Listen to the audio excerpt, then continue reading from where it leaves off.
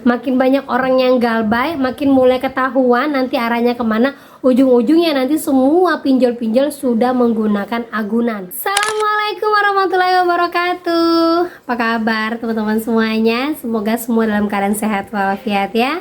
Di hari weekend ini semoga kita semakin semangat lagi, makin kuat mental lagi. Yang saat ini sedang liburan, hati-hati di jalan, jaga kesehatan, jaga diri, jaga anak-anak. Semoga kalian selamat sampai di rumah. Dan buat yang mungkin sekarang sedang mudik, hati-hati di jalannya, tetap semangat terus dan jangan lupa minum vitamin biar tetap kuat. Gitu teman-teman ya. Oke, lanjut lagi teman-teman. Kali ini saya akan membahas tentang update terbaru tentang perkembangan Shopee, pinjol Shopee, dan juga saat ini OJK mengeluarkan peraturan untuk yang mulai pinjaman banyak. Nah, apa itu kita akan bahas secara tuntas. Tapi sebelumnya saya harapkan kalian semuanya sudah subscribe channel ini agar channel ini terus berkembang dan dapat memberikan informasi terbaik buat kalian yang galbay. Oke teman-teman, ini dia buat kalian.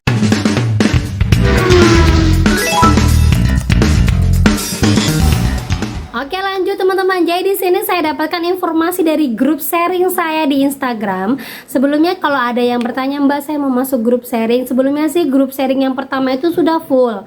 Yang kedua ini juga sedikit full ya. Jadi saya harus memilah-milah dulu mana yang bisa masuk, mana yang enggak. Karena sebagian informasi mengatakan sepertinya ada penyusup. Makanya saya saat ini masih saya tutup dulu. Ya, dan juga yang untuk di Instagram yang DM mohon maaf sekali sampai saat ini saya belum bisa buka DM-nya karena saya sendiri juga sedang banyak kesibukan di WA, di grup WA, dan juga di beberapa komen-komen juga saya sedang sibuk sekali. Mohon maaf, nanti kalau sudah normal akan saya balas satu persatu gitu ya. Oke, lanjut lagi ya teman-teman ya. Ada yang update terbaru tentang DC lapangan dari Shopee. Nah, sebelumnya teman saya ini di WA oleh DC-nya yang langsung memfoto rumahnya karena dia sudah berada di depan rumah.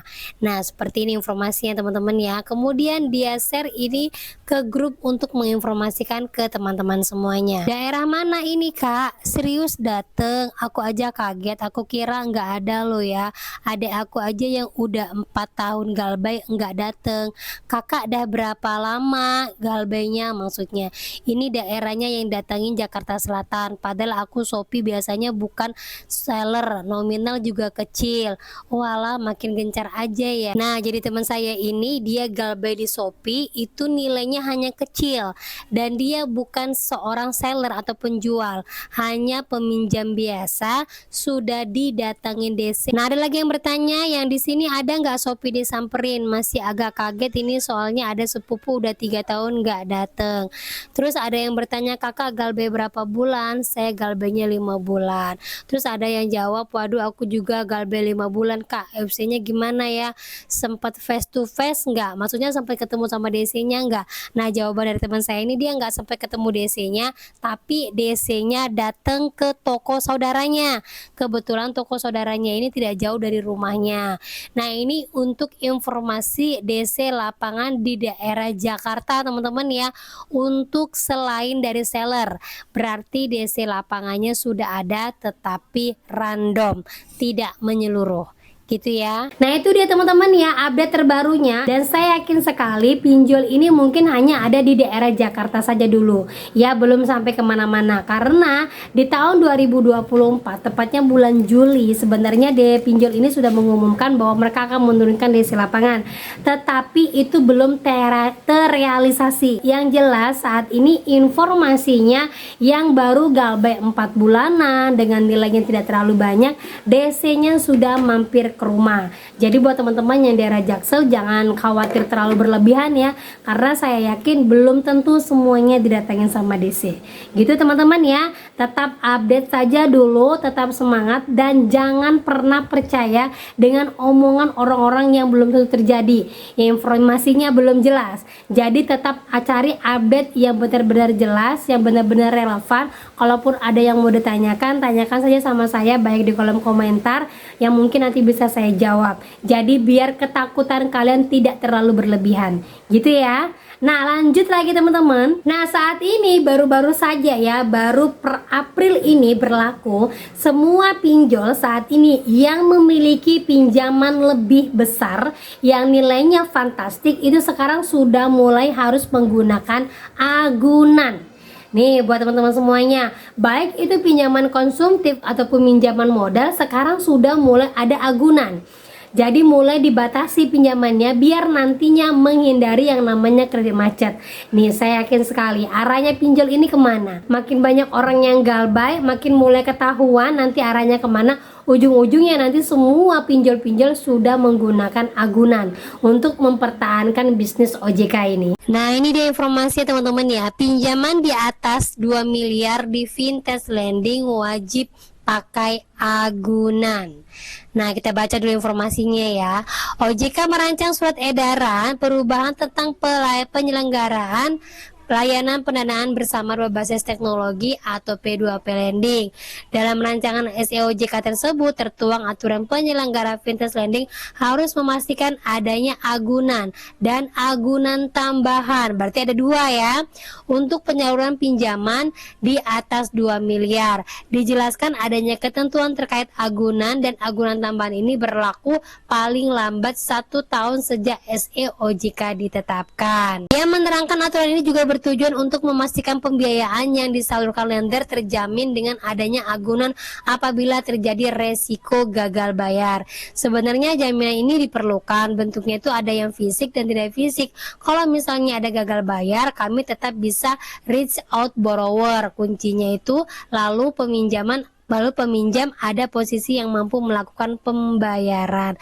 Berarti sudah ketahuan ya, artinya sekarang banyak orang yang gagal bayar karena apa? Merasa tidak ada agunan, tetap tidak akan ada yang bisa dijadikan ditarik paksa gitu teman-teman ya. Tetapi di sini yang dalam kategori untuk pinjaman di atas 2 miliar.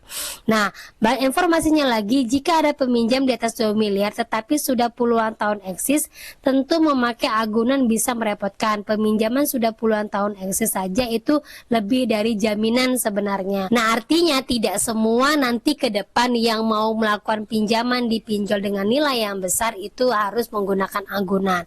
Nah ini untuk yang galbay di atas 2 miliar. Bagaimana informasinya kalau yang galbay dia hanya kecil-kecil 1 juta 2 juta.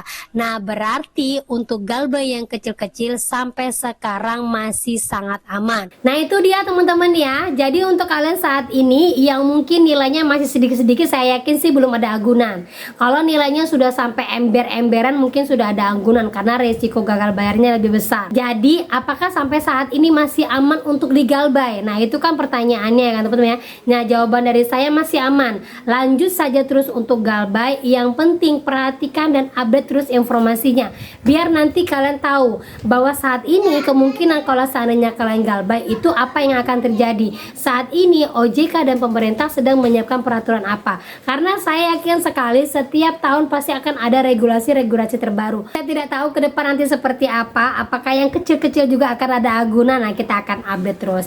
Jadi untuk saat ini lanjut saja galbay teman-teman ya, masih aman untuk digalbay. Perhatikan juga rule-nya untuk menggalbay, perhatikan juga mana pinjol-pinjol yang masih aman untuk terus digalbay, dan perhatikan pola pergerakan DC lapangan. Karena apa? Banyak sekali informasinya DC lapangan saat ini sudah mulai turun.